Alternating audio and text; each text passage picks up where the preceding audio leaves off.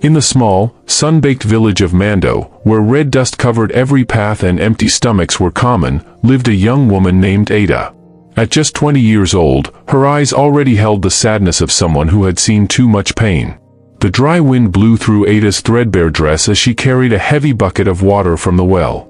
3 years had passed since her mother's death, and since then, her life had become a never-ending cycle of suffering. Her father, Papa Joe, had once been a kind farmer who loved his family. But after Mama's death, he changed. The bottle became his best friend, and his heart turned to stone. To make matters worse, he married Mama Ngozi, a sharp-tongued woman who treated Ada worse than a house dog.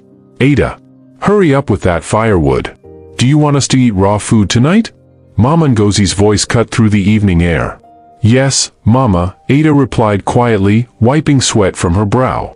At 20, she should have been dreaming of marriage, school, or a future. Instead, she was trapped in a life of endless chores and hunger. That night, as Ada lay on her thin mat in the kitchen corner, she listened to her father and stepmother arguing. That girl eats too much. We should send her away, Mama Ngozi said cruelly.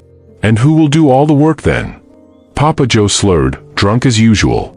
Tears rolled down Ada's face as she whispered into the darkness, Mama, I wish you were here. The next market day brought something unexpected to Mando village, a stranger. Emeka was a tall, serious-looking young man from the city. His clothes were faded but clean, his shoes worn but sturdy. He had come looking for work. I can farm, build, do anything honest, he told the village chief. Papa Joe, always looking for cheap labor, immediately hired him. You'll work my fields. I'll pay you after harvest. For 3 months, Emeka worked tirelessly under the hot sun, clearing bush, planting yams, repairing fences. He noticed Ada often, always working but never complaining. There was something special about her quiet strength. When harvest time came, Emeka went to collect his wages. Come back next week, Papa Joe said, waving him away. Next week became next month, and still no payment. Meanwhile, Emeka saw how Ada suffered, beaten for small mistakes, fed scraps while others ate full meals. One afternoon, after another refusal of payment, Emeka confronted Papa Joe. Sir, I need my money today. I've worked hard for 3 months. Papa Joe laughed cruelly. Money? Take my daughter instead. She's your payment. Ada, who was sweeping nearby, dropped her broom in shock. Papa, no. Shut up, he roared. Be grateful someone wants you. Mama Ngozi smirked. Good riddance. One less mouth to feed. Emeka looked at Ada, her eyes wide with fear, her body trembling. In that moment, he made a decision that would change both their lives forever. I'll take her, he said firmly. With nothing but a small bag holding her few belongings, Ada left the only home she'd ever known.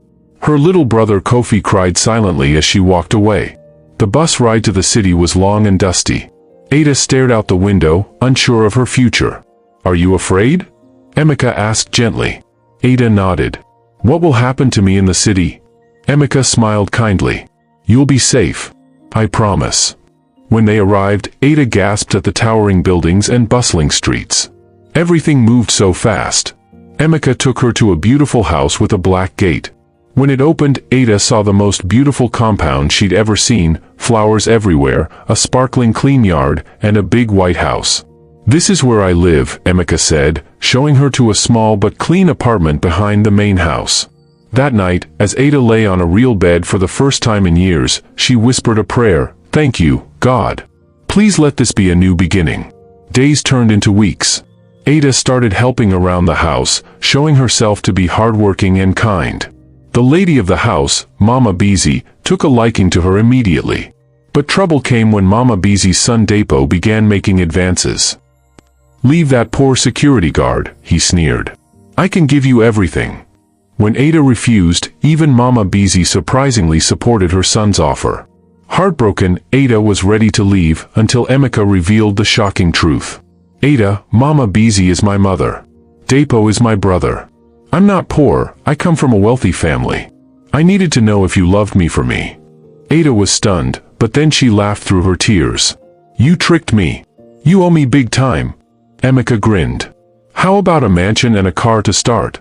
Years later, Dr. Ada stood proudly in her graduation gown, her husband Emeka cheering loudest in the crowd. Their beautiful daughter waved from his arms. From a rejected village girl to a celebrated doctor, Ada's journey proved that with faith, love, and perseverance, even the most broken beginnings can lead to beautiful endings. The Wedding of Dreams. 1 year after the truth was revealed, Ada and Emeka stood before their village, no longer as the orphan and the poor guard, but as royalty reclaiming their joy. Papa Joe, now sober and remorseful, begged forgiveness. Ada embraced him but set boundaries. "You're my father, but my heart belongs to my new family now." Mama Ngozi fled the ceremony when Emeka's bodyguards escorted her out. Ada lay in a hospital bed, exhausted but radiant, cradling newborn Adana, her father's wealth, in Igbo, as Emeka kissed her forehead. "Look at her, Ada? She has your stubborn chin," Emeka whispered. Ada laughed weakly. "And your dramatic flair." She came into the world yelling like a Nollywood star.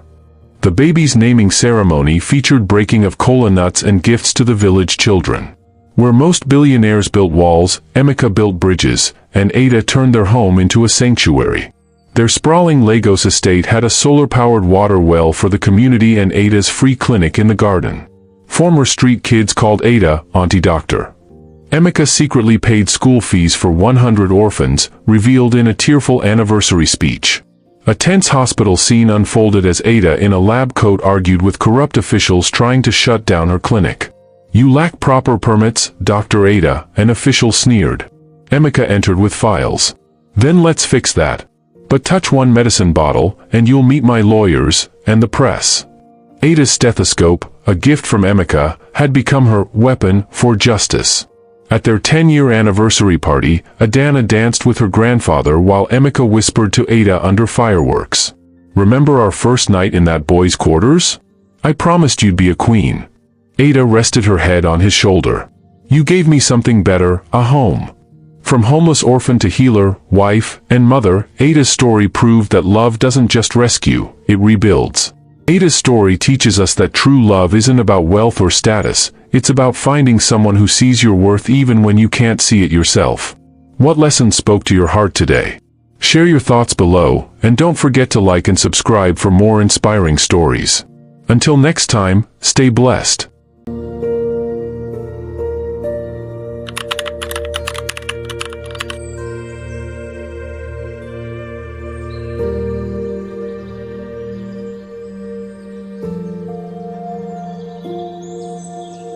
Thank you.